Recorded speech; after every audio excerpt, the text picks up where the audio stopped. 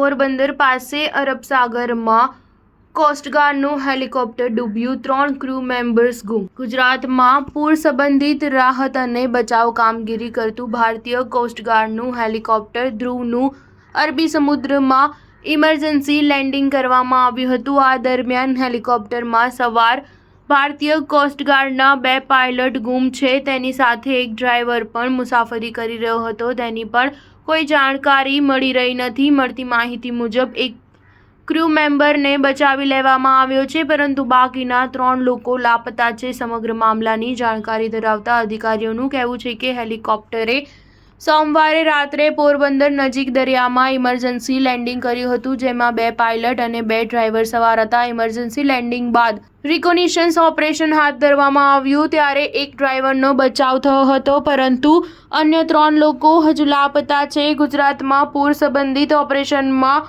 કોસ્ટગાર્ડે 4 જહાજ અને 2 એરક્રાફ્ટ તૈનાત કર્યા છે, જેની મદદથી અત્યાર સુધીમાં ભારતીય કોસ્ટગાર્ડના એડવાન્સ લાઇટ હેલિકોપ્ટરે 67 લોકોના જીવ બચાવ્યા છે। કોસ્ટગાર્ડ દ્વારા જારી કરવામાં આવેલા નિવેદનમાં કહેવામાં આવ્યું હતું કે લગભગ 11 વાગે હેલિકોપ્ટર ધ્રુવનું ઇમરજન્સી લેન્ડિંગ કરવું પડ્યું હતું। સર્ચ ઓપરેશન દરમિયાન વિમાનનો કાટમાળ મળી આવ્યો છે। આ દુર્ઘટના ત્યારે થઈ જ્યારે હેલિકોપ્ટર એક જહાજ પાસે પહોંચવા જઈ રહ્યું છે। કોસ્ટગાર્ડે હાલમાં સર્ચ ઓપરેશનમાં 4 જહાજોને ઉતાર્યા છે। ઇમરજન્સી લેન્ડિંગનું કારણ હજુ સુધી બહાર આવ્યું નથી। પ્રાથમિક તપાસ બાદ જ આ અંગે કોસ્ટગાર્ડ દ્વારા નિવેદન જારી કરી શકાશે। સ્ટાર ન્યૂઝ 7 હંમેશા સચ્ચાઈની સાથે।